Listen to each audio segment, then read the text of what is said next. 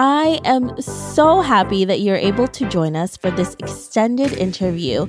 Make sure to visit theoffbeatlife.com. Again, that's theoffbeatlife.com to get more killer resources. Hey friend, are you looking to land a remote gig ASAP? Well, did you know that we not only have a ton of online jobs you can apply to on our site, but now we are also sending them straight to your inbox. I'm happy to announce that we will be sending our email subscribers legit online jobs every Wednesday. We have done hours of research, so you don't have to. If you want to be the first one to hear about the remote gigs we find, go to theoffbeatlife.com to subscribe.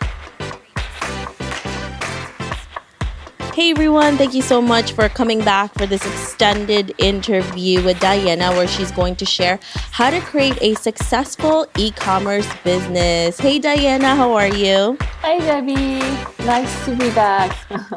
Thank you so much for being here. Before we get to your amazing tips and tricks, can you tell us a little bit more about you and why you live an offbeat life?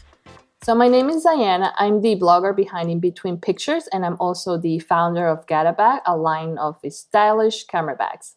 Perfect. And today we're going to talk about how someone else can also try to create a successful e-commerce business. And I know you've had two already. This is your second one, and you are definitely an expert that we need to talk to.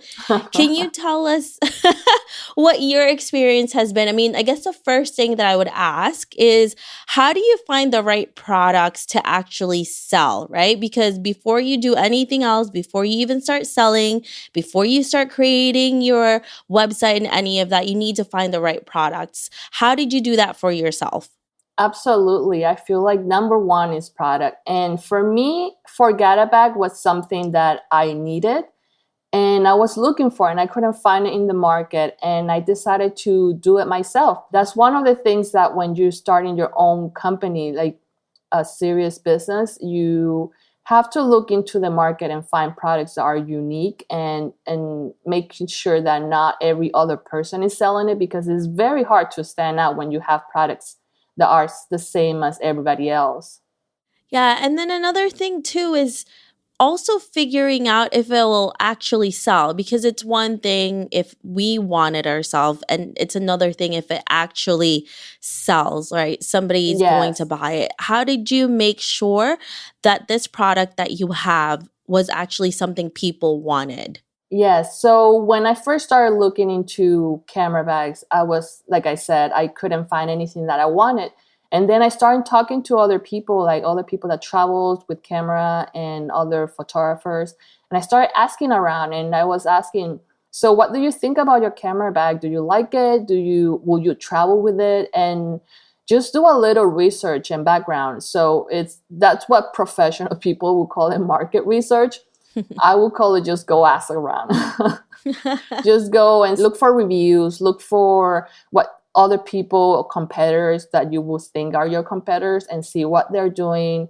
And it just basically just market research, just find out if people are looking for it. Are you the only person looking for it? Are other people also looking for it? So if you find out that other people are also in your same dilemma, then you have a product, like you have something going on, because everybody's looking for it, but there's no product. That's really true. I mean, it's like I said, it's one thing if you want it, but it's another thing if you can actually sell it. And you definitely were able to do that. And you did the right amount of marketing research, as you said. Now, what about when you actually realized that you had something that was special here? People actually were interested in it. How did you source the products? Because you see companies like Alibaba and all of these different places that you can outsource all of these products, but it's another thing to give someone that money, your hard-earned money, Yes. and you don't know if it's gonna be done right. How did you do that research, and how did you make sure you found the right company to do your manufacturing? So there are different ways to do it. You could, I mean, like you said, Alibaba is a website for where many manufacturers are on to sell their products is not only, there's two websites, there's AliExpress and Alibaba. AliExpress is basically people taking products from the manufacturers and selling it on AliExpress. So whatever you're buying on AliExpress, they're not directly from the manufacturer, but from Alibaba, they are directly from the manufacturer. So there's a list of manufacturers on Alibaba that you can always search and look for their credentials and everything. And there's also another way to do so is that in wherever you're sourcing your manufacturing, whether that is in China, India, whatever country, most of the time they have expositions. So you can always go to those either in China or wherever they're doing the exposition and meet with the actual manufacturers. They are there to present samples of their products, and you can see the quality of their products and see if they're reliable. There will be a lot of other businesses as well doing the same thing, learning about them. And if you want reassurance, those are the best way for you to go and meet manufacturers. Go to exposition. Hong Kong always have some. Guangzhou always have some. I'm not sure. Korea also have some. So depending on where you want to source your products from, you can always go look and see if they have any sorts of expositions where you can go and meet with manufacturers. Now, if you are somebody who doesn't have that big of a budget and you can't go to those exhibitions, what do you actually do? What is another way for you to make sure that the product that they're going to be giving you is legit and it's something that you want to use? Yes, of course. Like me, I have a very, very small budget. So what you can do is ask. That's what happens when you're a small business. You can ask for sample. So, for example, I designed something unique and very different. Like I knew they couldn't just send me a regular knockoff. You never know with manufacturers that if they're going to send you sample from another company. So what you do is that you design and create something unique that they will actually have to make it and ask for a sample. So a sample will cost you anywhere between $50 to maybe $300, depending on whatever you're designing, complexity, quality. And it is $300, but at the end of the day, you have to think about, is $300, would you rather lose $300 or would you rather lose $5,000? So it's a business expense that you have to incur because you have to test the manufacturers and make sure they are good quality. So you can ask for a sample. So create something that is different that they don't have in stock. And so they can create it for you right there instead of just sending you whatever they have already manufactured and you don't know if it's from another company or what they're sending you. So always ask for a sample.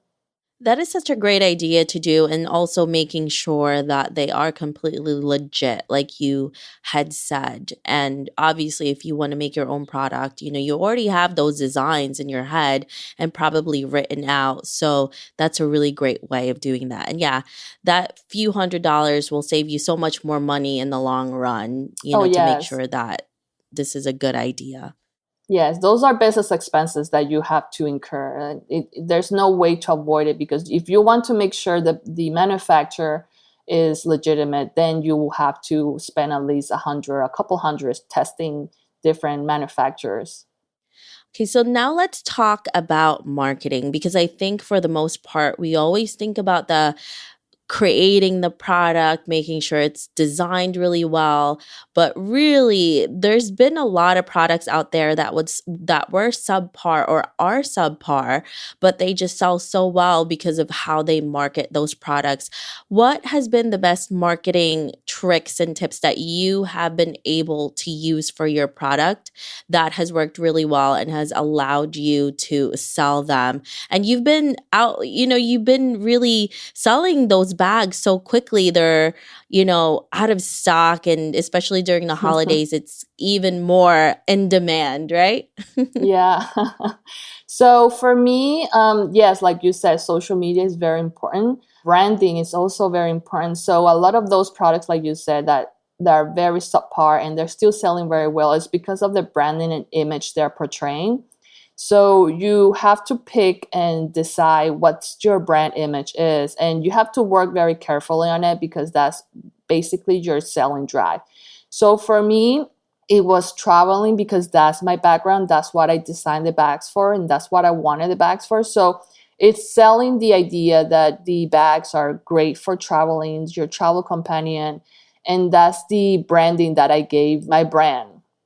So it's like the fearless photographer, female traveler that's out there capturing moments when they are traveling. And because I have that background and that's basically me, that's what I basically portraying on my own brands. And the good thing is that because I'm also a blogger, I already have like a network of people, and then a lot of them were very supportive of my brand. So all the friends that I made through my blogging community, they were there helping me and supporting me. So for me, it's basically networking and working on your brand image. Whatever you stick to, you want to keep portraying that. For example, if you want to be luxury, then all your image branding have to match whatever you're trying to portray. If you're traveling, then that's what you have to keep portraying is the traveling vibe. Is with every single brand, they all have their own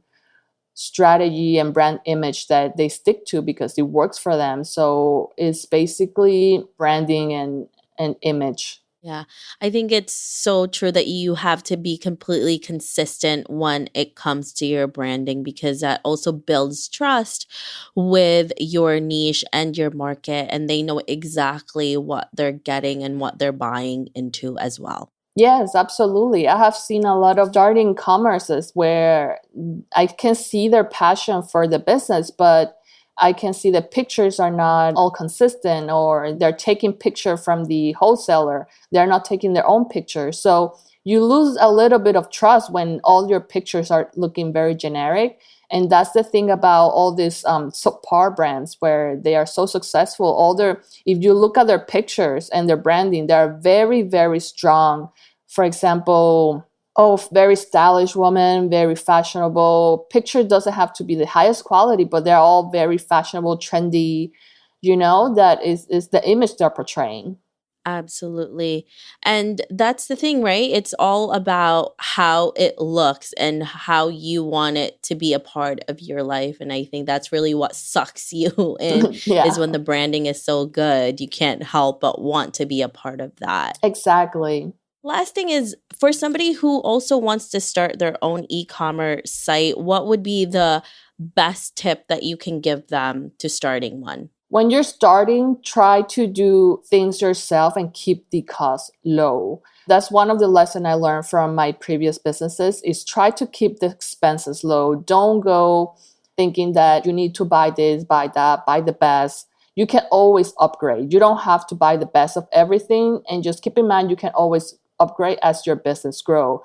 So when you're building a website right now, it's so easy to build your own website. There are platforms like Shopify, Squarespace, and many others where you can build a website in 2 seconds and you can customize it. You don't have to have the fanciest thing. You don't have to have the best thing, the best plan, the highest plan. Just go upgrade as you grow. So for me, one of the biggest lessons is try to keep your business as low as possible and try to do things yourself if you're working with very limited funds. Yeah, I think there's so many things that you'll end up realizing you have to spend money on. So if you're spending on things that you don't really need, you'll be in trouble in the long run. So that's a really good tip for us. Exactly, yes. Now, if our listeners want to know more about you, where can they find you? Yes, they can find me on my blog inbetweenpictures.com or on Instagram or Twitter at inbetweenpics.com. And for Gatabag, you can find my line at gatabag.com and on Instagram and Twitter at Gatabag. Perfect. Thank you so much, Diana, for being here today. I really appreciate all the tips that you gave us. Thank you for having me. I hope you enjoyed this extended interview with Diana. Make sure to visit theoffbeatlife.com. Again, that's theoffbeatlife.com to get the full interview where she shares how she left a thriving finance career to become an e-commerce entrepreneur. Hey listeners, have you ever thought about starting your own podcast? Lucky for you, I have created a new site that will help you learn how to launch, grow, and monetize your own show. I offer one-on-one mentorship programs, and I'm launching an ebook, How to Create a Profitable Podcast, that can help you take your podcast from hobby to profitable business. Visit howtocreateapodcast.com to learn more. Again, that's howtocreateapodcast.com. See you there. Thanks for joining me on this extended interview. Don't forget to subscribe and leave a review on iTunes. We can also chat some more on Facebook at The OB Live. I'll talk to you soon.